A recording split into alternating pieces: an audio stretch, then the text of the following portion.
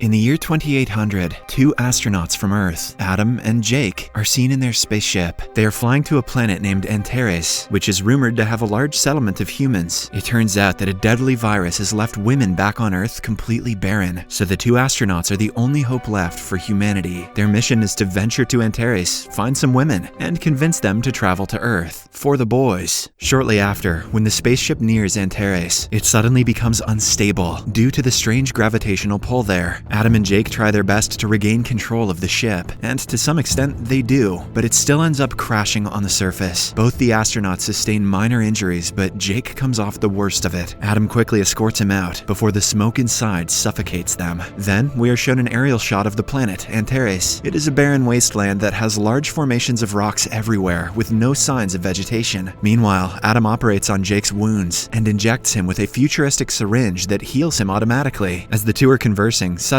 a dog's barking is heard. Up until now, they had believed that life on the planet was just a rumor, but with the bark, they get renewed motivation, and Adam starts following the sound. After a bit of wandering around, he comes across a primitive-looking boy, clutching his dog with a worried look. Adam tries to get near him, but the scared boy says the snakeheads are near, and runs away. Unfortunately, just after a few minutes, he is captured by the snakeheads, who appear to actually be women clad in primitive military costumes. They quickly knock the little boy out and take him into custody, while his dog runs away. On the other hand, Adam is inspecting the strange place when a massive earthquake rocks him. Scared, he immediately calls Jake via his high-tech watch and asks him to take a geoscan of the area. Following this, Adam ventures further deep into the land until he comes across a large temple. He covertly sneaks inside and is taken aback to witness a large number of women there. It turns out that on this planet, women rule everything, while men are forced to become slaves, and a few of them are used to procreate. Inside the temple, the women appear to be chanting some prayers for their serpent lord. Here, we get to know that the religious women belong to a cult, which is led by the fearless Taksan. Right then, the serpent lord also appears from the ground, which is a gigantic cobra. We are then introduced to the queen of planet Antares, Sumuru, who seems to be less than impressed by the cult's work. Meanwhile, the little boy from earlier is brought to the room. As Adam watches with shock and horror, Taksan reveals that the boy is about to be sacrificed to the serpent lord. Hearing this, the boy's sister Dove, who happens to be one of the queen's soldiers, starts fighting with Taksan's cult members. Here it is revealed that the women inside the temple are divided into two factions, one that works for Taksan and the other that follows the queen. As everyone watches on, Dove continues fighting alone, and suddenly, the serpent lord swoops down and gobbles up one of the cult members. An enraged Taksan orders her women to capture Dove, but the queen stops them, claiming it was just self-defense. The two leaders almost get into an argument of their own, but just then, Adam, who has been hiding in a corner, gets a call from his friend, which alerts everyone in the room. Taksan immediately orders her soldiers to go after him, but Adam uses one of his high-end guns to create a diversion and flee. During the chaos, the little boy, Will, also manages to escape from the temple. After a while, Adam and the little boy catch up and head to the spaceship to escape this planet. However, before Adam can enter, he is shot in the leg by one of Taksan's women. Still, with the help of Jake and the boy, he manages to get inside the spaceship, but the arrow appears to be poisoned, causing him to slowly lose consciousness. Outside, the queen arrives with her own army and tells Taksan's cult gang to go away. At first, they refuse to comply, claiming that it is perfectly legal for women to kill men, but when Sumuru asserts that she is the queen and that she has jurisdiction over everything, they reluctantly leave. Following this, the queen enters the spaceship and confronts the aliens. She then takes out an anti-venom and injects it in Adam, hence saving his life. In the next scene, Adam and Jake are brought to the queen's residence, where they manage to meet up privately. Jake reveals that according to the geoscans he conducted earlier, he found out that the planet is dying, and that is why the earthquakes are so frequent. At max, the planet has 2 months before it ultimately self-destructs. Later, Adam is taken to the queen's chamber for interrogation. He introduces himself and mentions that he is from planet Earth. He also claims that the people on Antares are descendants from Earth, as some people were sent on a terraforming mission 1,000 years back. They regularly reported their findings for the first 100 years, but after that, all communication ceased. The Earth also went through a deadly war, and that is why they didn't try to find out much about their people on Antares. Hearing all of this, the queen is taken aback, but she nonetheless supports the claims, as their legend mentions of a planet called Earth. As the two continue talking, the topic of the snake cult comes up. Queen Sumuru reveals that due to the continuous earthquakes, the people reverted to religion, and that is when Taksan rose to power. She comes from an extremely noble family and believed that she was destined to become the queen. However, the people didn't elect her. This is why she has been gathering cult followers so that one day she can take the throne for herself. As for the large cobra, it just appeared out of nowhere. Shocked by the revelations, Adam tries to explain that the planet is dying and that everyone should immediately evacuate, but the queen doesn't want to listen to a man. Instead, she starts talking about why men are dominated on Antares. She reveals that long ago, the men ignited a large flash of light, which killed a lot of people. From that day onwards, the women have taken control over the land, and it is perfectly legal to kill men if they are found to be disobedient. Shortly after, the queen leads Adam to a primitive mine, where all the men are working as laborers. According to the queen, men are either used as slaves, for sacrifices, or occasionally used to procreate. The sight disgusts Adam, but when he tries to speak out his thoughts, he is beaten up and taken away. Unfortunately, while the guards are escorting him back to the queen's residence, they are attacked by Taksan's gang. The notorious cult members slay all of the queen's guards and apprehend Adam. Sadly, among the casualties is also Dove. As she breathes her last, her brother Will arrives to help her, but